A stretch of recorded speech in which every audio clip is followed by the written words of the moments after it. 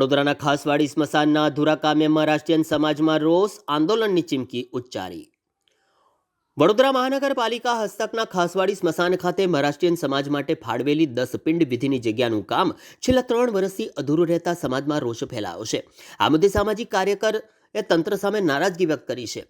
મળતી માહિતી મુજબ વર્ષ 2023માં પાલિકા તથા પૂર્વ સાંસદ દ્વારા આ કામ વહેલી તકે પૂર્ણ કરવાની ખાતરી આપવામાં આવી હતી। જો કે 3 વર્ષ વીતી ગયા છતાં પણ આ કામગીરી શરૂ થઈ નથી। આ મુદ્દે વર્તમાન સાંસદ ડોક્ટર હેમાંગ જોશી તેમજ સ્થાનિક કોર્પોરેટરોને પણ વારંવાર રજૂઆત કરવામાં આવી હોવા છતાં પણ આજ દિન સુધી કોઈ નિરાકરણ આવ્યું નથી। ત્યારે સામાજિક આગેવાન કિશોરભાઈએ આક્ષેપ કર્યો છે કે વડોદરામાં મહારાષ્ટ્રીયન સમાજની મોટી વસ્તી હોવા છતાં તંત્ર દ્વારા તેની અવગણના કરવામાં આવી રહી છે। તેમણે ચીમકી આપી છે કે જો વહેલી તકે આ કામ શરૂ કરવામાં નહીં આવે તો સમગ્ર મહારાષ્ટ્રીયન સમાજ ગાંધી ચિંધ્યા માર્ગે ઉગ્ર આંદોલન કરશે। તમારી વાત બિલકુલ સત્ય છે।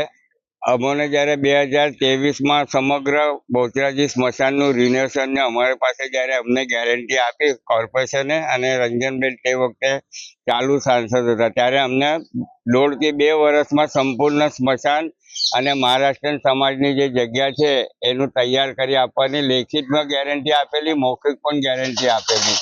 આજે સ્મશાન બાજુમાં ચિતાઓનું જે સ્મશાન છે એ તૈયાર થવાની તૈયારી છે। જ્યારે આપણે 10 પિંડની વિધિ જે મહારાષ્ટ્રીયન સર્વ સમાજની વિધિ અહીં થાય છે, પરંતુ છેલ્લા 3 વર્ષના ઉપરાંતનો સમય થયો, આજે 10 પિંડવાળી જે વિધિ જે થાય છે એ જગ્યા જે રૂમ છે આવેલી છે, જે 70 બાય 70ની કંઈ બનાવવાની ગેરંટી આપેલી છે, હજુ બનાવેલી નથી ને એના માટે અસંખ્ય વાર અમે આપણા મહારાષ્ટ્રીયન કોર્પોરેટરને પણ મળી ચૂક્યા છે, કોર્પોરેશનમાં આવેદનપત્ર આપ્યા છે। નવા ચૂંટાયેલા જે સંસદ સભ્ય છે હેમાંગ જોશી, એમને બી અવારનવાર મૌખિક રૂબરૂ ચર્ચા કરેલી છે, એનું પરિણામ શૂન્ય આવેલું છે। એટલે હવે મારી ઈચ્છા એક જ છે કે હવે સમગ્ર મહારાષ્ટ્રીયન સમાજ, અત્યારે આપણે ચૈત્રી ગુડી પાડવો છે, કાલનો દિવસ છોડી અને પછી બુધવારે સવારે 10 વાગે તમામ મહારાષ્ટ્રીયન સમાજને હું આપના માધ્યમથી એકત્ર થવાની અને અહીં પ્રેસ કોન્ફરન્સ કરી અને આનું કામ જો વહેલી તકે ચાલુ ના કરે તો ગાંધી ચિંધ્યા માર્ગે આંદોલન કરવાનું અમે નક્કી કરેલું છે।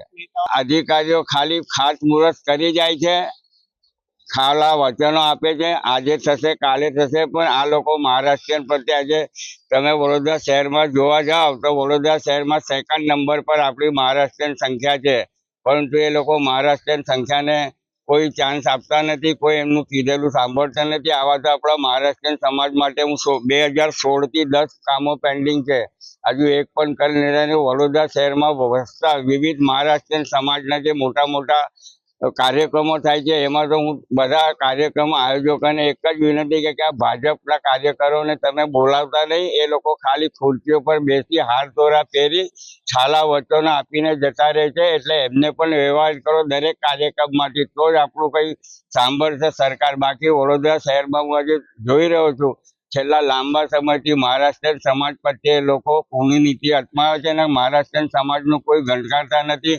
એરપોર્ટ સમિતિનું કામ બાકી છે, આ ડસ્ટબિનનું કામ બાકી છે, અમુક વાલીની જગ્યા માગીએ છીએ કે મહારાષ્ટ્રીયન સમાજને શુભ પ્રસંગે કોઈ વાલી આપો, એ આપતા નથી। એટલે આના માટે હવે એક જ છે ગાંધી ચિંધ્યા માર્ગે આંદોલન કરવાની। અને એ પહેલાં અમે એક વખત જે વહીવટદાર નિમાયા છે શાલિનીબેન અગ્રવાલ અને મ્યુનિસિપલ કમિશનર અરુણ મહેશ બાબુ, એમને એક વખત મળીશું અને જો એ પોઝિટિવ નિર્ણય લઈને વહેલા તકે એનું કામ ચાલુ કરે 10 પિંડ જગ્યાનું તો સારું છે, ને તો આંદોલન માર્ગ જ એક રસ્તો રહેશે। હું કિશોરભાઈ કેસારકર, વડોદરા મહારાષ્ટ્રીયન સમાજના સામાજિક કાર્યકર છું।